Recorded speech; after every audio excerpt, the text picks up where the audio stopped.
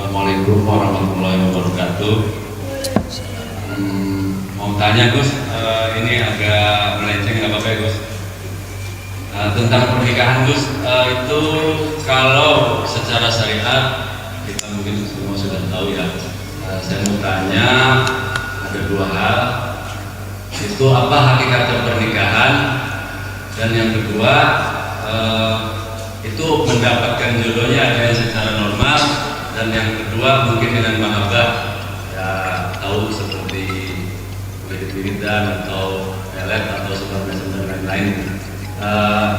Terus yang pertanyaannya, apakah kalau dengan cara seperti itu mengganggu proses zikir sirrul asrar dan seterusnya? Terima kasih Gus. Wassalamualaikum warahmatullahi wabarakatuh. Waalaikumsalam.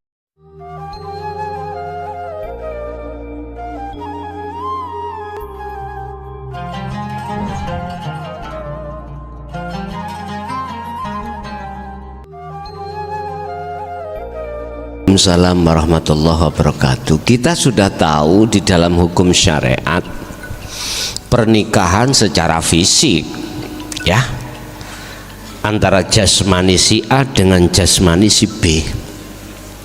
Mengapa hanya dengan kalimah qabiltu nikahaha itu aja kok halal segala-galanya? Padahal sebelumnya, sebelum mengucapkan qabiltu nikahaha, yang di situ ada wali, ada saksi, ada ijab kabul, ya toh? Sebelum kita melakukan itu kok jangankan kita melakukan, melihat saja itu hukumnya haram. Apa pengertian secara hakikat? Gini Pak, pernikahan secara hakikat adalah sambungi rohaniyahmu terhadap hidup. Sambungi rohaniyahmu terhadap hidup, itu pernikahan secara hakikat. Berarti bisa jadi sambungi rohaniyahmu terhadap hidup itu ada di hidup pada istrimu, ada pada hidup di mana-mana. Itu kalau ditanya pernikahan secara hakikat. Letaknya Anda sudah mengenal zikir di dalam sirrul asrar, yang di dalam sirrul asrar itu diwadahi di dalam dinul haq. Baru nanti iki sambung, bukan di sir, bukan di jahar, bukan, ada di sirrul asrar. Sebab yang namanya pernikahan itu pertemuan antara dua hal, yaitu di dalam muraqabah. Lah, inilah hakikatnya pernikahan itu terhadap Allah, bukan terhadap sesama manusia. Dalam istilah proses, ya ruhmu harus ketemu ruhnya si calonmu mang.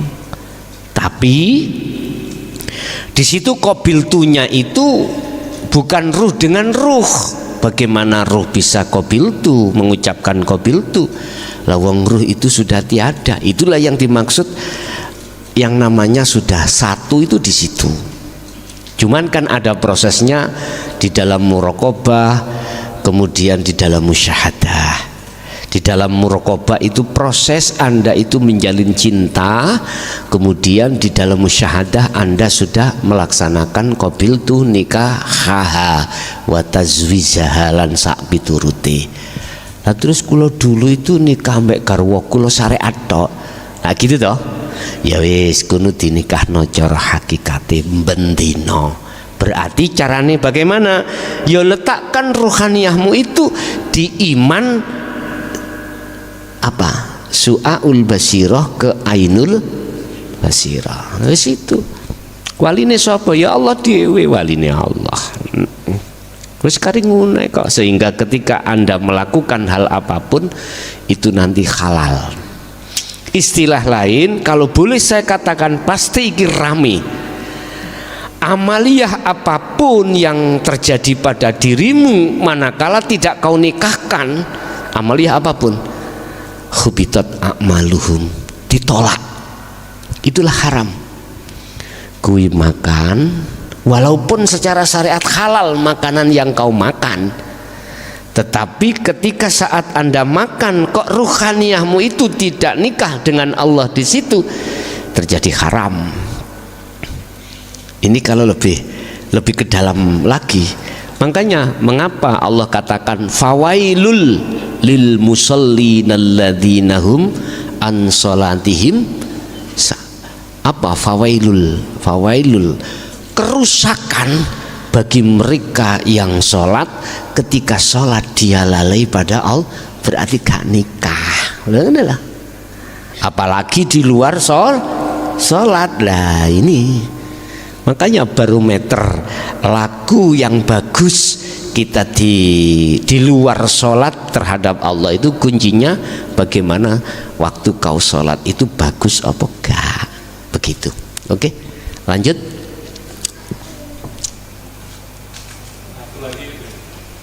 Monggo.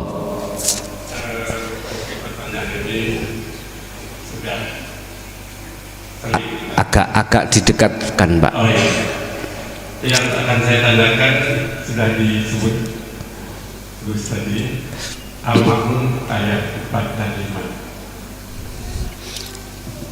5 yang bunyinya fawailul lil musallin, maka celakalah orang yang sholat. Kemudian dihubungkan dengan ayat 5, alladzina hum an sholatihim sahun, yaitu orang-orang yang lalai terhadap sholatnya. Nah, saya ingin tanyakan celaka dengan kata lalai di sini. Alangkah banyak orang yang lalai. Nah, kriteria lalai dalam sholat itu tolong dijelaskan selengkap mungkin. Yang pertama. Kemudian yang kedua, ketika kita tadi sudah mendengarkan, saya mengikuti juga dari YouTube dan langsung ke sini, kita memandang sesuatu dengan mata batin, artinya bukan dengan diri kita sendiri. Ketika itu kita berusaha untuk mengikis diri kita sendiri dan akan timbul dengan mata batin, yaitu yang kita sebut basiro tadi itu.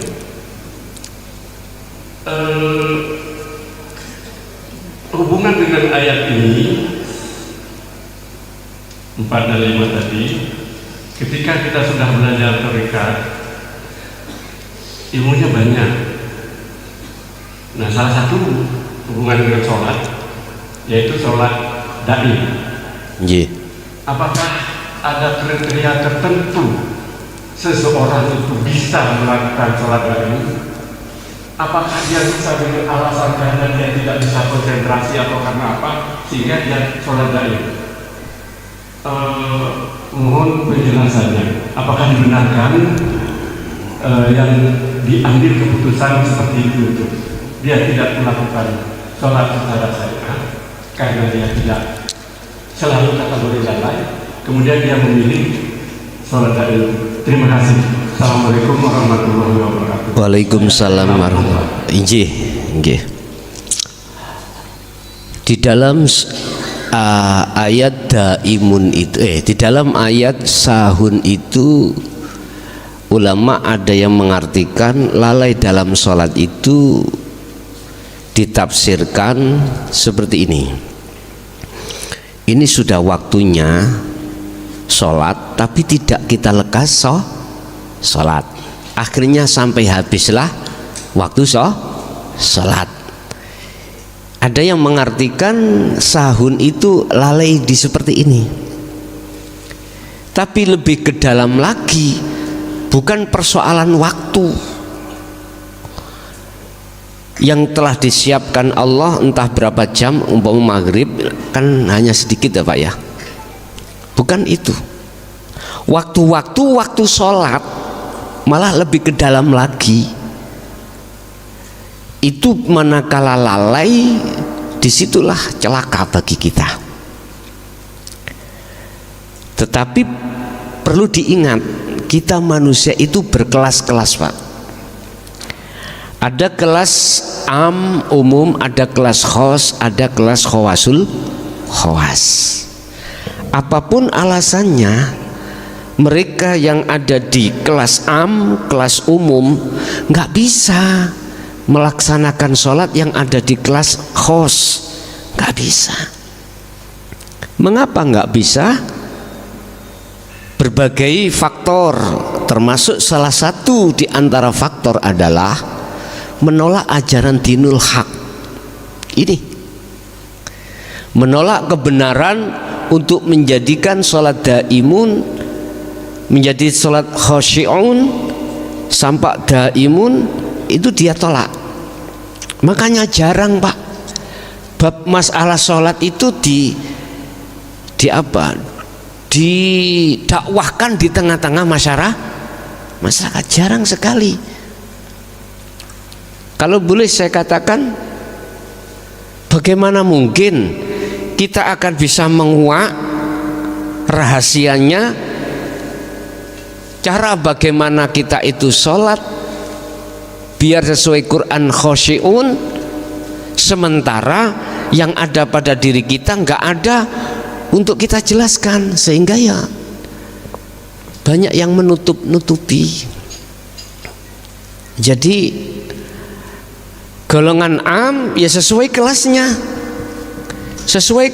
sehingga jangan heran di situ ada beberapa tingkatan. Di am itu sholatnya kadang ingin dilihat orang, kadang sholatnya masih ada tendensi dari Allah.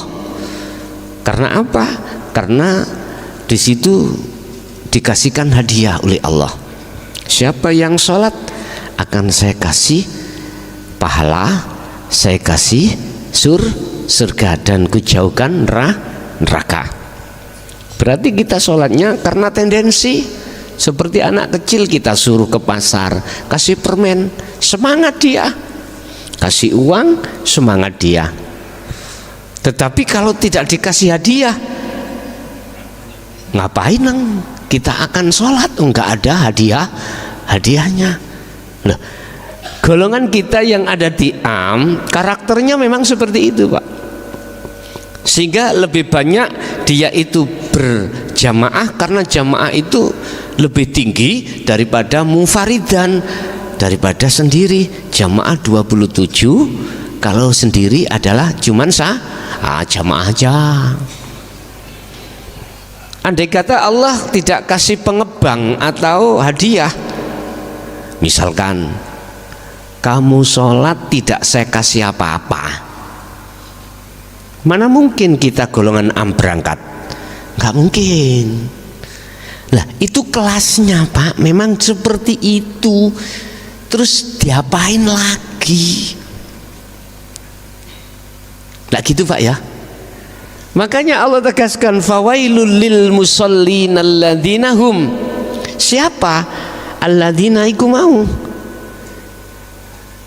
yang dikatakan rusak kerusakan itu siapa? Diterangkan di ayat berikutnya, yaitu alladzina hum an sholatihim sahun, yang lalai dia. Nah sekarang saya tanya, kamu pingin terus di kelas ini apa ingin munggah di khos, bahkan naik di khawasul khawas? Terserah.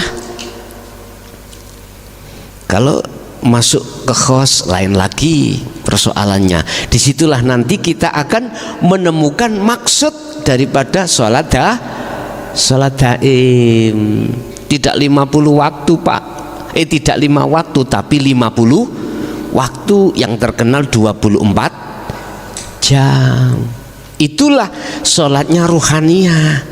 Allah terangkan hal ini di dalam surah Al-Baqarah 238. Hafidhu ala sholawah, tidak hanya 5 waktu, tidak hanya secara fisik, tapi wassolatil wusta, sholatnya ruhaniyah.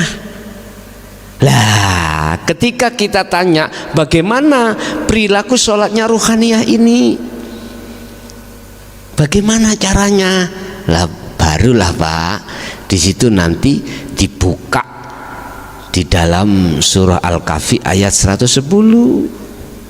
yaitu sholat yang rohaniyahmu makrifat pada Allah. Wa qumu lillahi qanitin ay khasyiin, baru bisa melakukan sholat dengan khusyuk, karena rohaniyahnya itu sambungi menyang urip ning kuwi di situ.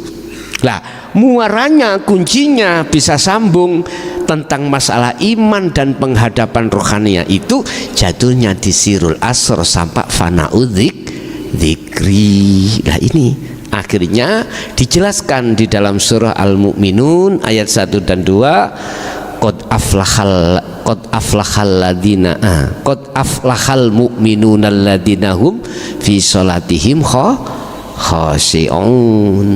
Sungguh beruntung bagi orang-orang yang beriman ini ketika sholatnya dalam keadaan khusyuk. Apa khusyuk itu? Makrifat Allah. Baru di situ dilatih di dalam wassolawah, kemakrifatannya itu dilatih di dalam sholat 5 waktu, otomatis nanti akan dengan sendirinya geser ke aktivitas lain. Aktivitas sholat 5 waktu makan, waktu apapun, akhirnya ruhaniyah tetap melakukan wassolatil wusta. Ruhaniyah melakukan sholat, bertemu Allah di situ. Loh, inilah akhirnya disebut sholat daim. Daim itu langgeng. Jadi sholatnya itu 50 waktu, tidak 5 waktu lagi. Begitu Bapak Ibu. Lah, siapa golongan yang sudah sampai daimun? Ya khos dan khawasul khawas. Nek khos iku udah sakarepe piye, aktivitas apapun tetapi rohaniyah tetap sambung terhadap Allah. Sing khawasul khawas, lah inilah jadi ada keseimbangan antara hukum syariat dengan hukum hakikat. Khawasul khawas baru bisa ditanya. Kalau kita tanya ke khos, biasa iku mbidek kae meneng ae. Urusamu, urusaku. Ya saya ngoten. Nek khawasul khawas bisa ditanya begitu. Nggih. Lanjut. Monggo. Sudah sampai khawasul khawas, yang 5 waktu yang tadi tetap kita lakukan. Iya. Tadi kalau sudah itu yang 5 waktu lewat. Yang khos biasanya Pak. Yang khos itu biasanya 5 waktu, kadang iya, kadang enggak. Karena sering akal akliyahnya itu ditarik Allah. Kadang waktu maghrib ditarik Allah akliyahnya, akhirnya dia gila.